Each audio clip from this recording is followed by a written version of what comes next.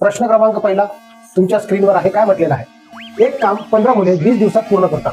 जर 3 मुले 2 पुरुषा एवढे काम करीत असल्यास तेच काम 20 पुरुष किती दिवसात पूर्ण करतील?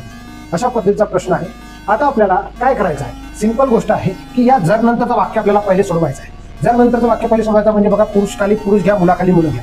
मुलं आणि पुरुष. ओके, या पद्धतीने जरचं वाक्य सोडवा आपण. काय म्हटलेलं आहे? 3 मुले किती पुरुषा एवढे? 2 पुरुषा एवढे काम करायला लागले.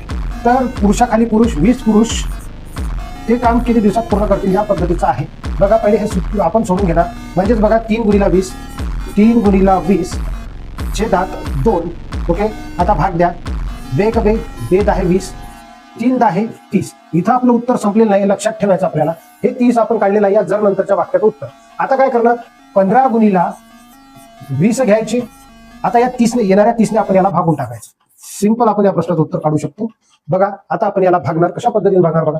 0 कट 0 कट 3 1 3 3 5 15 5 दोन्ही 10 दिवसात ते काम पूर्ण करतील. अशा पद्धतीनं पहिल्या प्रश्नाचं उत्तर येते.